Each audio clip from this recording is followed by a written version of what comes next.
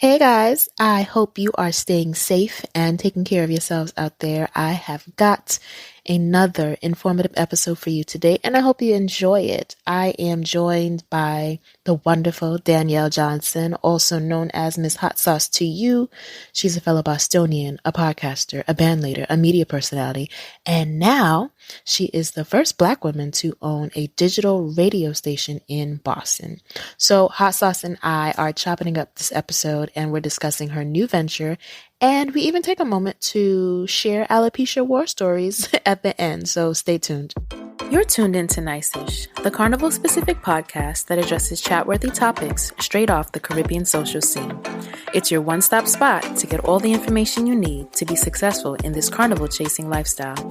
You'll be filled with knowledge and getting updates from me, Sha, and other professionals in the field of Bacchanal. It's time to get nice. Do not come out of here, okay? Quarantine from my child. Jesus, Lord. Are you telling your son not to come out? Absolutely. Do not come out of that room. Stay in there. Have at it, bro. This is hilarious. Well, thank you, darling. How are you doing in all of this? Man, I'm here. I'm maintaining. That's all I got. That's all I got. I hear you. But no, man, you got the mic. We're just going to get right into it. Okay, let's do it. It sounds good? Yeah, it sounds fine. All right, perfect. So just tell everybody like who you are, all that you do, and then don't forget to like add the little tidbits about your island roots. Oh, Lord. So yeah, my name is Danielle Johnson, aka Miss Hot Sauce out of Boston, Massachusetts. 617. 617. Woo woo.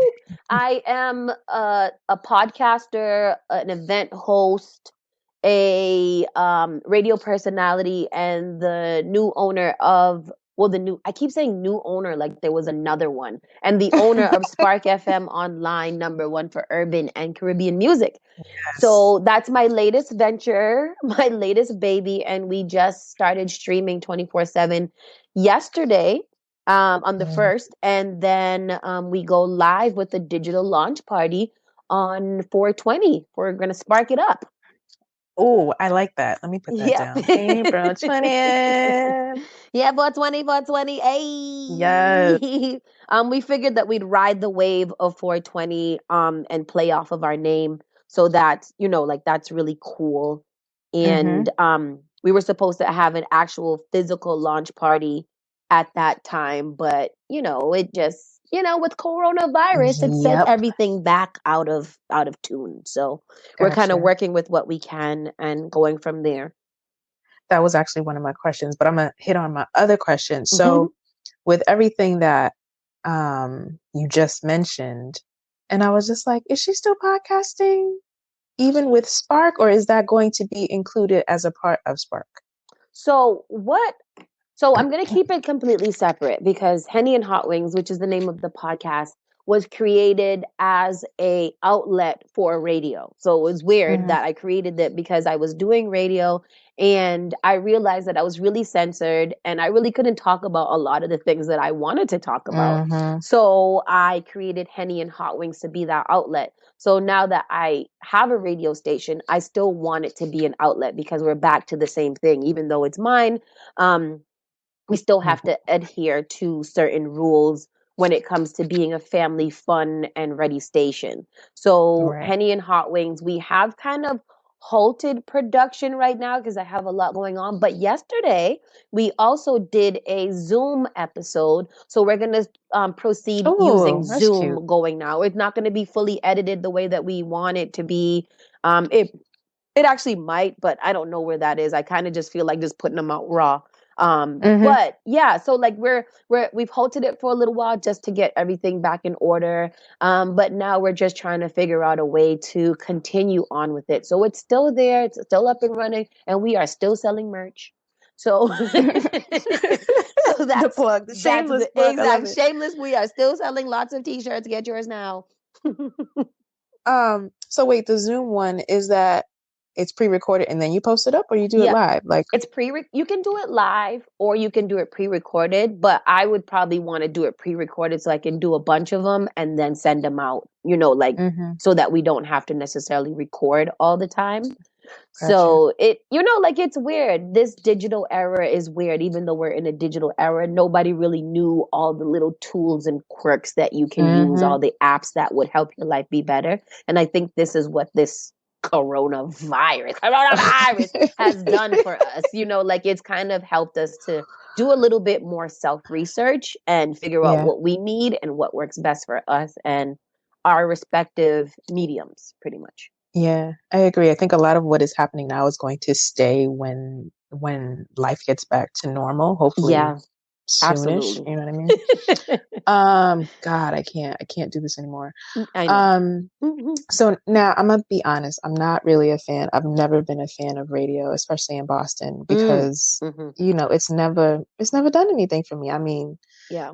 Kiss 108 FM when I was little, that worked. 94.5, that worked. But then I was like, oh, Sparks coming? Yeah. So I could probably relate to this. When I got on yesterday and I heard popcorn, I was like, oh my God.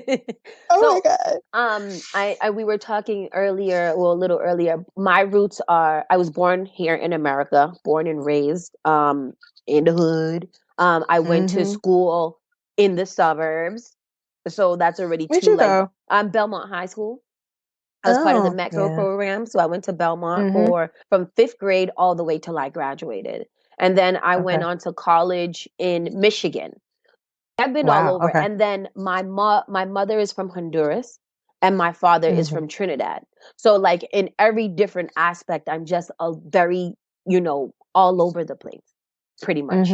And so with Spark, I did notice that because not only am I I'm a like opposite of you, I'm a big radio girl. I listen to radio literally all day. So for me, not hearing any representation from all the places that I've missed or all the places that I've hit or that I come from was just kind of annoying. Like I want to hear Maroon 5 and I want to hear Cardi B and I want to hear Popcorn and I want to hear Sensia and I want to Yep. hear Kes and Marshall and I want to hear Lil Uzi Vert. So like there's a lot of different things that I want to hear in my radio experience every time I turn it on. So like when you have a chance to kind of build something for yourself and for others that are like you incorporate all the little pieces of you. Like even even bachata and salsa and stuff like that because Honduras is Spanish. So like we incorporated a little bit of every culture into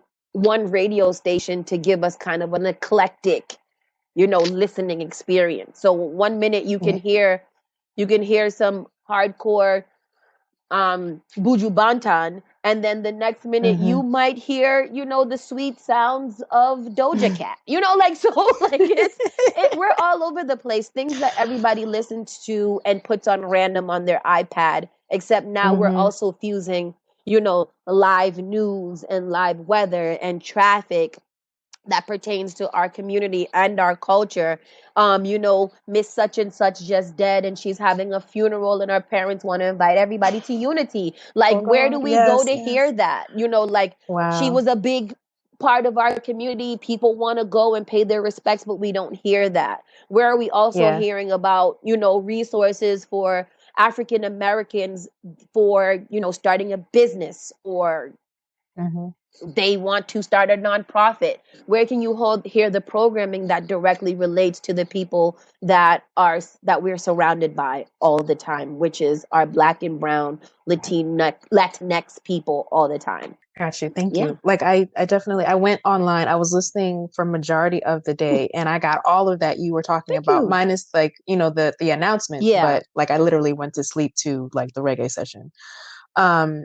So when do all the segments and all of that start to come into play? Like when will all that start to be streaming? Like, are you going to be on there being live? Or like, what does that look like? So we do have a full programming from 24/7 from about 8:00 in the morning till about 1:00 a.m. the next day. And then we'll play the computer. So you'll hear what you're hearing now. So by 4:20, when we actually launch, we'll have like a 4:20 launch party.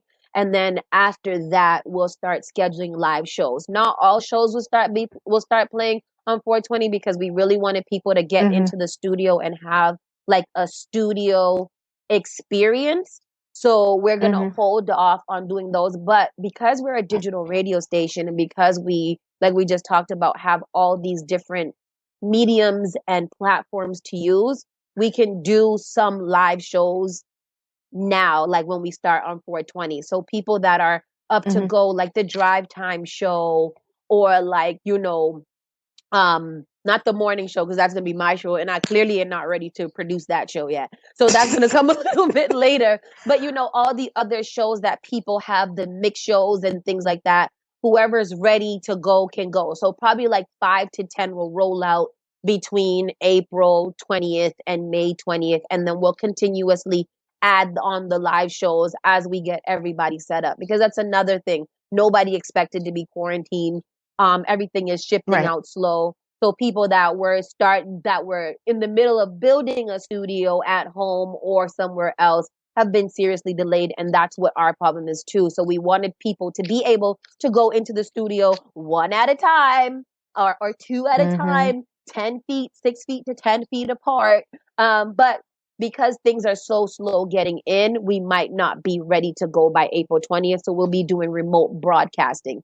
So the best thing about having a radio station is that you can still keep it all centralized, so that people don't have to go from this IG to this IG to this Facebook to this IG and whatever. We're going to keep it all on one centralized location. And if anybody wants to go live, then we have to figure out a way for them to go live from the Spark FM site. So it's not like a whole bunch of DJs all over the place. And I've seen that it's cool, but to have a little bit more control over your content, we have to keep it centralized. So we're not going to have all programming starting on the 21st, because the 20th is our launch party, but we will have some live shows being rolled out little by little until we can get it to the place where everybody feels comfortable. We're all doing the same thing. Everybody's in the house at the same time, or everybody's in the studio at the same time. So we're working on it, and we're kind of rolling with the punches on this one and seeing what Corona does for our schedule. But in any small business, what we have started out with was learning how to pivot from early. So now that we have the time, figuring out what's plan B, what's plan C, and if all fails, what's our next date, or what is our next what are we doing next? Like, how are we going to keep Spark alive? Got you. So from now, like from now until the 20th, the plan is if I go on Spark FM, I'm just going to be listening to basically all the music and all that stuff. So we're going to be adding new music every day too. So not every day. So like for the next 20 days or the next 19 days, you're not just going to keep, like if you listen today all day and you hear something and you go back and you hear some things that are the same, best believe that probably in the next 2 or 3 songs, you might come across another mix or a song that you didn't hear yesterday. So every day we're adding into it because we want to give people a full range of what to listen to. And at the same time, we are still even working on getting our apps up and running. So our Android link is pretty much set to go. But because we're waiting for Apple, we want to put them out at the same time. So holding off on that. So we have things in place, have a timeline. It's just delayed. I hear you. I hear you. So, I mean, I feel like we got into a lot already, but like, let's rewind a little bit and then just talk about like where the idea came from, how long it took to get things up and running after you even came up with the idea, all that jazz. I was working in radio before. I was working for one of Boston's stations prior, and I was doing the morning show on there. I had a really bad ending to that situation, so I decided to focus more. Well, I started in radio 10 years ago. And I think at this point, 2009, 10 years ago, 2009. And I started at another Boston local radio station. I was there for 7 years. And then I got the opportunity to do the morning show at another station that was a little bit more prominent, a little bit more listenership. So I was able to grow my personal brand, Hot Sauce to You. And then after that, we broke up with that last radio station, like a breakup. I was on the podcast and kind of, promoting that and taking that to the level that I wanted to, selling merch and turning that into a small business. But then I realized that a lot of my friends were still in the same boat. A lot of my friends still wanted to be on radio. I wanted to be on radio. Like the podcast thing was great. But I'm a radio girl, so I really wanted to do radio. And then I realized that we weren't getting into the places that we wanted to be in, which were like the, iHeart media stations and the bigger stations. And then in Boston here, we have a very big West Indian and Caribbean community. Our stations that were catered toward that were kind of like, on the slumps. They weren't doing as much as they should be. We weren't getting some type of coverage. The programming was down and, the quality was going down. So there was a big market for a legit radio station that catered to our needs, of everybody in Boston, of everybody that can listen, everybody in New England, because we also have our little surrounding communities of like Worcester and Springfield and Rhode Island and Connecticut, Maine, and those things that, their population is pretty big, but they still don't really have a station that caters to a little bit of everything. So the market was open. Right. I saw it. I said, hey, I want a radio station. And I sat down and started building it, like doing a business plan and finding out like competition and what we needed to do to get up and running. What was the best platforms and mediums? Who would I have on programming? So every time that I told somebody like, oh, I want to start a radio station, it was like, well, who are you going to have playing for you? And I was like, oh, okay. So maybe I should go back and do the basic work. So I started hitting up my DJ friends and, like, hey, you want to be on radio? Hey, sure. And then as the program started to get and the business plan started to form and then our financials started to get up and running, it was just like, hey, we got something here. And then after that, it's literally marketing. Like it's marketing. Marketing is everything. And I noticed that you know what I'm talking about because you're damn near the marketing queen. Like with your Instagram story games and it's your podcast, how you even just marketed, the nicest podcast and everything like that. Like I've literally watched you from the time that I don't even know how long you were planning because it seemed like you were planning for years and years and years when you started to promote for it. And I'm like, this is genius. This is absolutely genius. And then just watching how you grow. I know this is not about you, but like just watching how you grow, like even people that have been in the business for a little longer, like I see what you've done and I'm like, how can we implement that here? And that's what business people do. Yeah. They find something that they like, they watch it, and then little pieces of it that work with what they're doing. So like, and I know that you probably read a lot and did a lot of research and saw other people do stuff. I like that. I'm going to use that. I'm going to put my own twist on it. So that's literally what it is just having good content and marketable things. And I think that's how, like Spark has become such like a global brand, a global baby brand already, because it's like, just reading. Oh, I like that. I read this somewhere. I like it. I want to do it. How do I do it to make it make sense for what I'm doing? And I think that people that are successful or people that are really doing a good thing, they do that. They take little things and implement other little pieces of marketing that they have seen that they like, and they are doing it to make sense for their brand. So that's pretty much how it started, just with an idea. And being creative as possible. What would you like to see? What would I like to see from a new radio station or a new podcast? This is it. Here we go. Let's do that. I love it. So on a scale of like 1 to 10, how challenging was it? Like 10 being like the most challenging. Oh, like if somebody else wanted to go and start one, like, okay, this is how much it is. A lot. Like it is a lot from raising money for.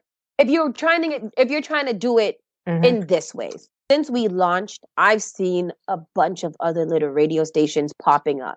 And I understand that it is not about your literal competition or whatever. It's about how focused you are in making your brand to as big as it can be. It's been a lot because I didn't want to just settle on just everybody remote live from where you are in your house or wherever you are. Like I wanted to build an actual radio like experience. So that came with a lot of challenges when it comes to money, when it comes to building a team, when it comes to programming and other social media like content. So we still are a digital brand, not on the actual FM dial. So the difficulty of it to think of the idea and to actually do it is not very difficult at all. Depending on how big you want your brand and your station to be, that's when you start getting into challenges. So obviously our first challenge was if we're going to have a radio station and we want the radio station to be a legit radio station where people can go and win tickets and buy things and get merch and whatever like that, we needed to raise money. So we raised money via a Kickstarter campaign. And Kickstarter was a great way for us to get the brand people involved and to expand it.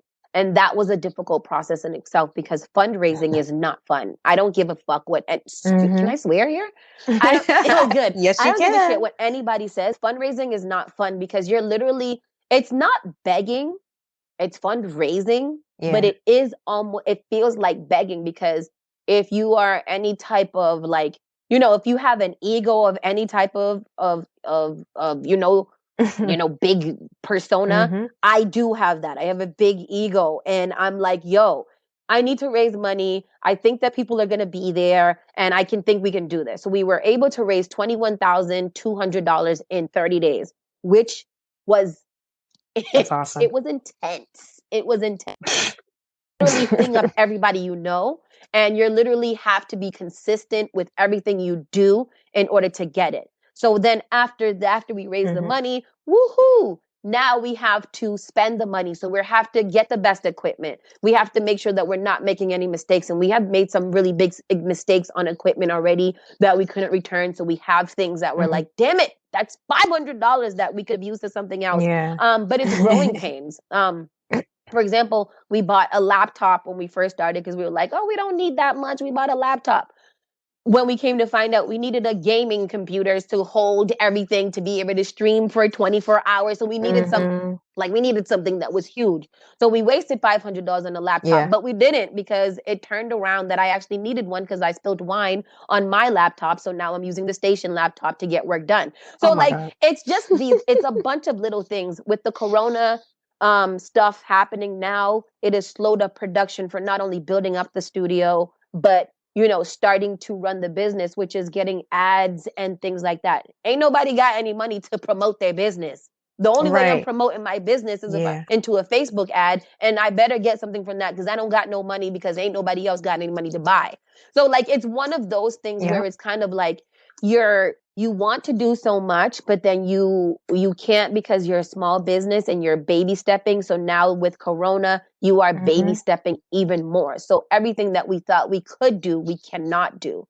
So again, it's back to what we said before, is learning how to pivot in the business and really kind of make things work for you how they can. And every day it's something new. So it's difficult. Like anybody could start a radio station. Anybody can start anything they want to.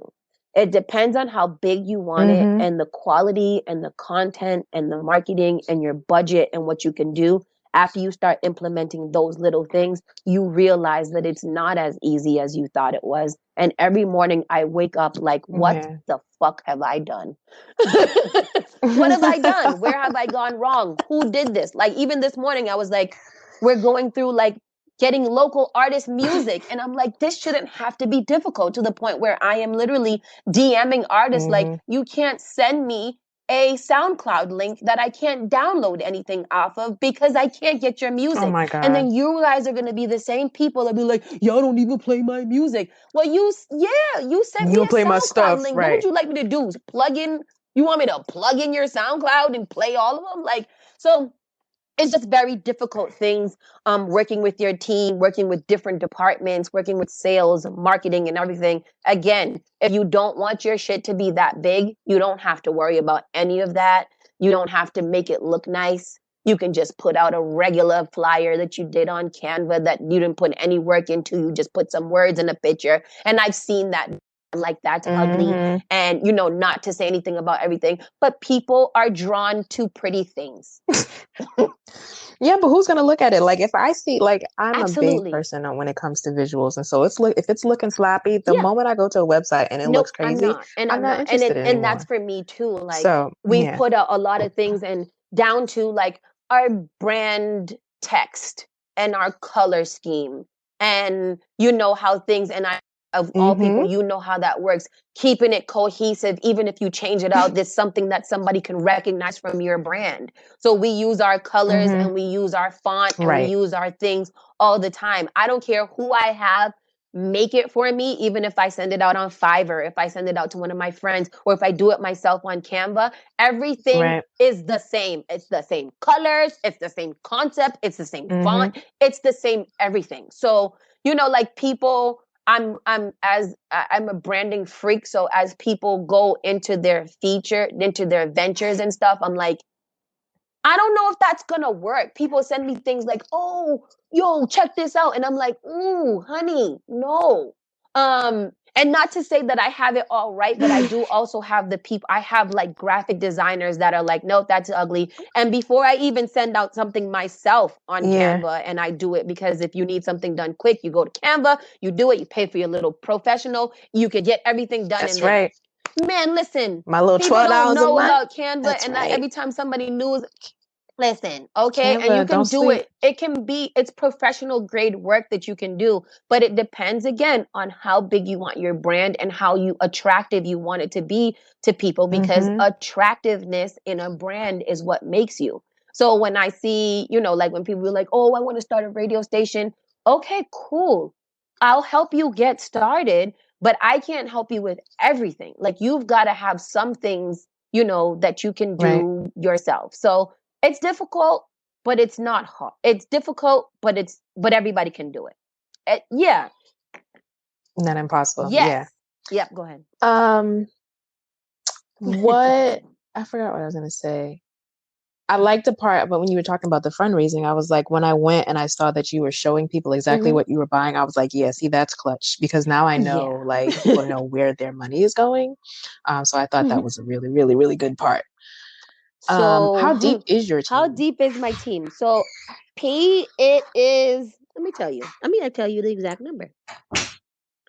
The team is about 47 people strong. Yeah. And it's not everybody's not always doing the same thing. It is like all the different departments. So you're not necessarily going to see like 50 people posting at the same time, because there's other people out, like getting business information. There's a sales team, there's a graphic and design team, there's DJs, there's personalities. We also run everything legit through WhatsApp. Like, WhatsApp is our go-to for communication.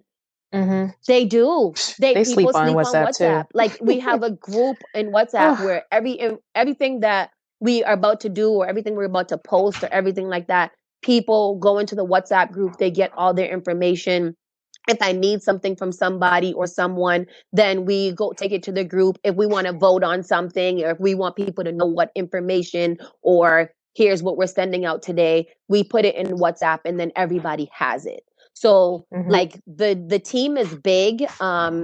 And again, that's another part of a growing pain when you're dealing with building an empire, is that you are going to have to work with a lot of people, a lot of personalities, a lot of working styles, and like things like that. And that can be, it's like being at work all over again. Like having, like running running a business legitly with a lot of employees that you have to keep up to date. You have to check in on, you have to make sure that people are eating, and that, people have all the information that they need, and that they're not dying from COVID. So like, it's so many different things. But our team is big, it's strong. And, like we're growing into a family, because before we got locked in, we were having meetings, and we were meeting up, and we were having picture days, and we were eating together and things like that.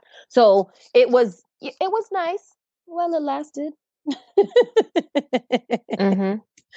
I can't. So your brick and mortar, the actual station, is it in the hood, or is like how So hard was it to find the that would location? so clean and dirty. So I when I first set out on having a brick and mortar, I was very uneducated about. I'm sitting right behind the vent. Can you hear that? Oh, I was sitting right. It's I was fine. very unrealistic about what I wanted. So I set out with having a thousand square foot space for $1,000, forgetting that I live in Massachusetts and it is just as expensive as living in Yes. California or San Francisco or New York. So you're not getting 1,000 square foot of anything. Mm-hmm. Mm-hmm. You're not getting 1,000 square foot of anything for no for Yeah, not for $1,000. So $1,000. I got a very big wake up moment when I was just like, oh, okay. So we ended up finding Mm-hmm. a place for a lot more. But it was a place that had a lot of amenities to it, electricity, and as a radio station, free electricity is lit. So we landed on a place. It's not quite Mm-hmm. in the hood where I would have wanted it to be, but at the same time, it comes with its Yeah. own give or takes, pros and cons too. We wanted it somewhere in Boston because Mm-hmm. at Mm-hmm. first we were going to be in Brockton, and if you're listening from abroad, Brockton is about 25 minutes. Lord. No. How do you go into business? The place that we found was about 25 minutes away from Boston. Let me just tell you, first of all, you know your friends, April and them. When I lived in Boston, I moved from Dorchester, I went to Brockton. Nobody visited me. Nobody came because they feel like it's so far. I'm Yeah. just like, y'all No, are but whack see, for that. that's But how it anyway, is. So, carry on. like, thinking of building the station up there and getting people to drive out there for a startup business that you're Mm-hmm. not going to necessarily get paid from, it was very hard because we found a place. We found our 1,000 square foot for less than $1,000 out there. But Mm-hmm. the quality of what we wanted to happen was going to go down. If we were living in Brockton in a Brockton based radio station, it would Mm-hmm. have been cool. But because we are catering to the New England population Right. with a home base in Boston, we wanted to be in Boston. So we're in High Park now, which is, so yeah, Okay. it's far enough away, but it's close enough to home that we don't have to worry about it. People can come, Mm-hmm. people can visit. It's a little troop, but it's not if you live in Hyde Park, you're good. If you live in Roxbury, Dorchester, you got a little Right. drive, a little 15, 17-minute drive. Mm-hmm. Yeah, it's not bad. Mm-hmm. It's not But it's Brockton. still not bad. It's not 30 And it's minutes. actually in the place that I started doing official radio. So it's in the same building in a different location, but Mm. I'm used to it and it made sense. It felt like home and I trust the place. And what we ended up with was three really good size rooms. One is going to be our studio. We are building Mm-hmm. a podcasting studio. We're building a podcasting studio right next to the station so that people who are interested in podcasting now have a home to go if they want to record. It's another stream of income. Mm-hmm. And then our lobby, we're going to Yep. co-use as kind of like a co-working space and a lobby. So like we're trying to make the business be, and Mm-hmm. I would like to call it a business instead of a radio station. We're trying to make the business have multiple streams of income, and we're also trying to give people a reason to come there and utilize the space. Obviously the station part of it is nobody can go in unless you're a DJ personality or you're from the station, but co-working, if you want to come in there and you have a quick meeting, you can rent the space for a little bit. The podcast studio, you can rent the studio either with an engineer or without an engineer, and actually focus. It actually is a complete green room. So if you have a YouTube channel, you can YouTube in there. If you want to do recording, like audio recording, there's a booth in there. If you want to do a bunch of little different things, we're building it out to be a space for creatives in general, not only just radio personalities and DJs, but podcasters, businesses, and anybody else. So it's hard because everything is on delay, but we're learning to roll with the punches. Hold up. Wait a minute. Something ain't right. You know what, friends? I have to do this interruption right quick because my level of positivity with Anchor, which is the app that I use to record this podcast, is unmatched right now. And I just wanted to apologize in advance, not even in advance, I just want to apologize, period, for the quality of the call, and they have been acting the damn fool, and shit is being delayed. Like the things that I'm saying is being delayed, and it's just overlapping. And I don't think you understand how much of this podcast, especially towards the end, that I had to cut out because Anchor's acting like a bitch. I'm sorry. I'm really sorry. But carry on, press forth, and I will probably not be using this the next time. This is annoying. Because you were the queen of carnival. That's another thing. We don't even know if there's going to be carnival. So we are planning on doing a big thing for that and really rolling out with their sponsorships. I have a Juve band as well that, like I was really since last year, I've been really excited to launch it, and we were planning to launch in March. So, it's hard because we don't know if there is going to be a carnival. We don't want to let go of plans. We want to make sure that we're still ready to go if we're out of quarantine by then. But if not, then we have more time to make things bigger and better. Right, for the next year. That sucks. Even if you have the best outlook of it, there are points of time where you're just like, oh my God, when is this over? Like when is this over? And yeah, I know the biggest personalities and the biggest people who are just like, hey, everything is fine, everything is great, are also kind of just like, enough is enough now. Yeah, like it is. Like I think I'm being pretty optimistic about everything, but at the end of the day, you're like, but I would still like to do X, Y, and Z when I'm ready. So I am about to switch gears for a second. All right, so you and I have this scalp situation in common. So I think a couple years back, I remember being told that you had put out this whole YouTube series about alopecia, and I was like, oh shit! And this was before I chopped all my hair off. So I don't know if you want to talk about that, and we can kind of just give the people some information, some hope for our sisters out there who might be struggling with the same thing. And was it 2 years ago, 2017 or 18? I don't know. Everything is the same. But I had waist long dreads for 11 years that I grew and I loved because I'm lazy and I like to be cute and look cute. And it started out with me having not little, but I noticed that my hair was thinning a lot. Like it was thinning, and then there were certain spots in my locks that just seemed like they were almost even missing a lock. And I'm like, where? And I know that nothing fell out. I know that nothing, like no locks actually fell out of my hair, but it was still really thin, and it looked like the spaces were getting wider. And I started to kind of look into it. I've started visiting a dermatologist, a Black dermatologist here in Boston, Dr. Deborah Scott, and she was awesome.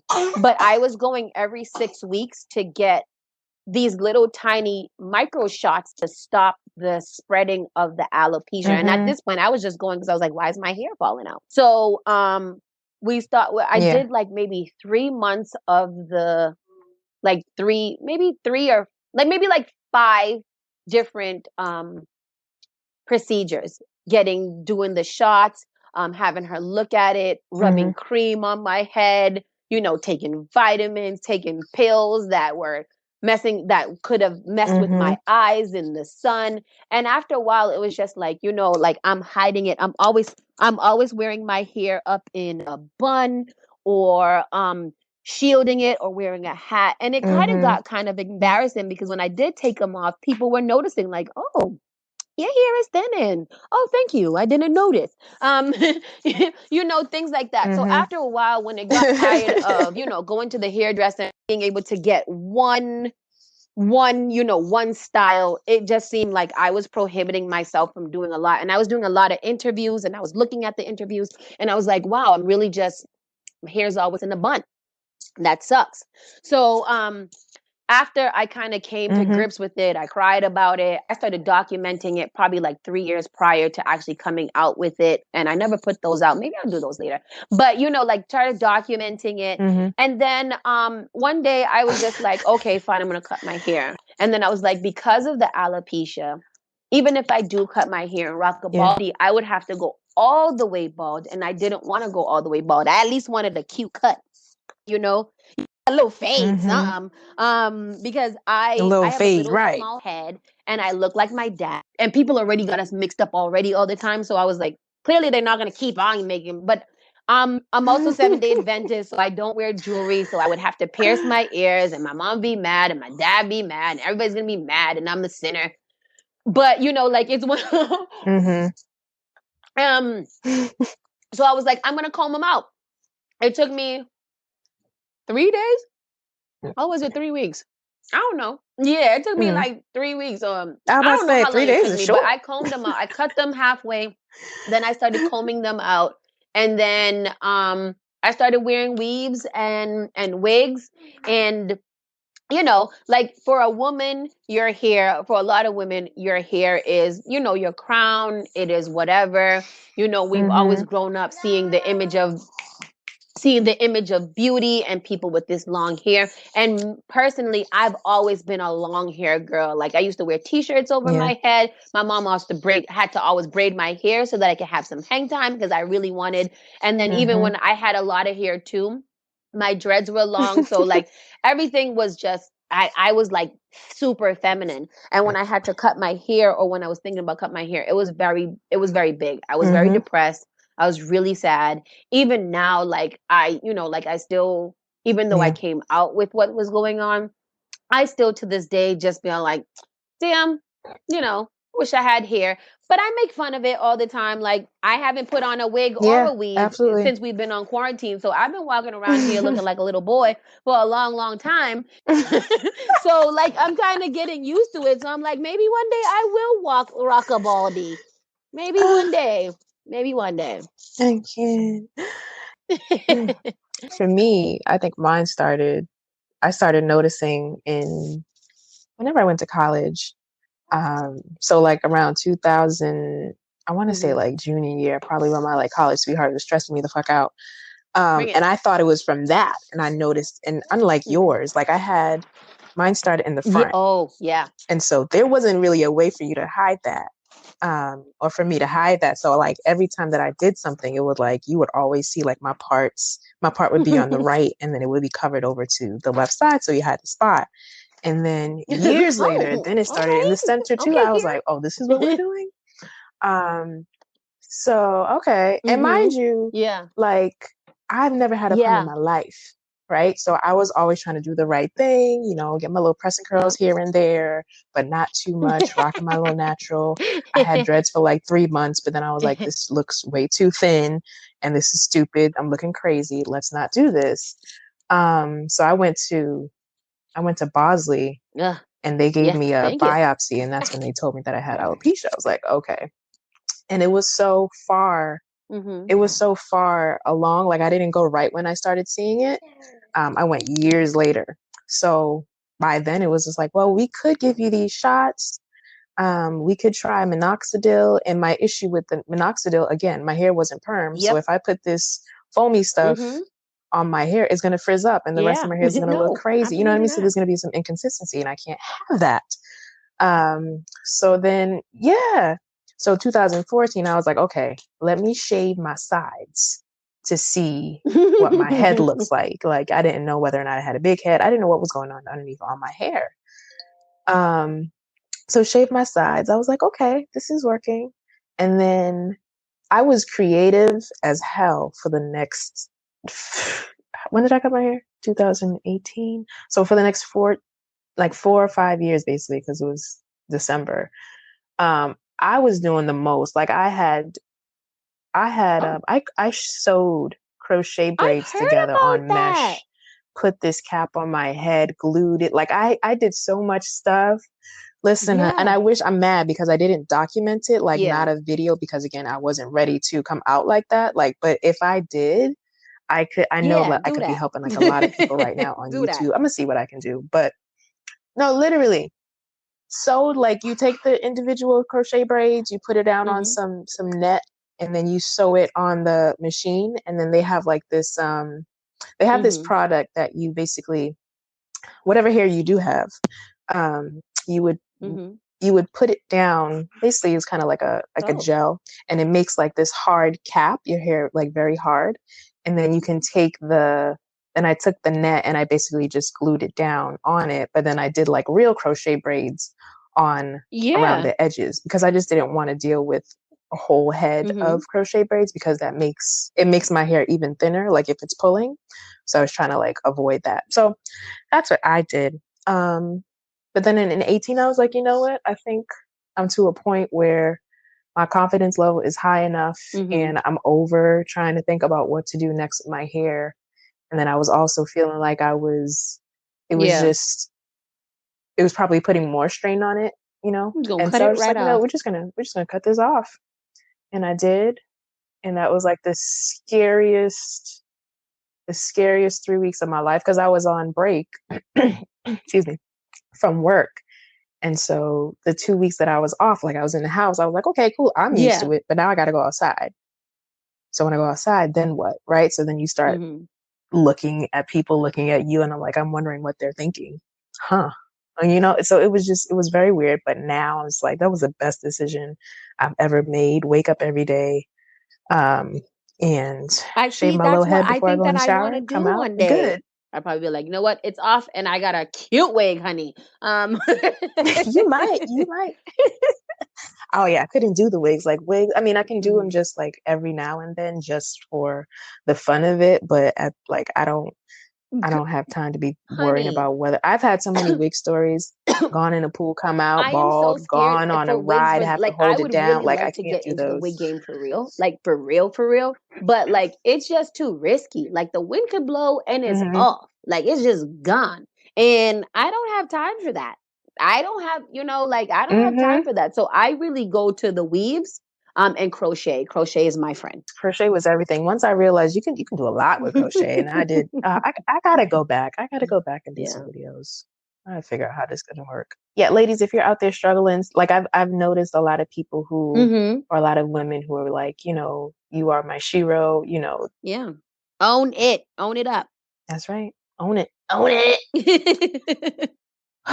Girl. So just before we get off, just share your shameless plug. Facebook, Instagram, Twitter, everything like that. Henny and Hot Wings, which is the podcast, Love, Sex, and Relationships. You guys want to get raunchy, come join me. And Spark FM online is, you listen to the radio station from any of your web browsers. The app should be up both on Android and iOS. So you can go listen there, or you can listen on the website, sparkfmonline.com. Sparkfmonline.com. All of your urban and Caribbean music.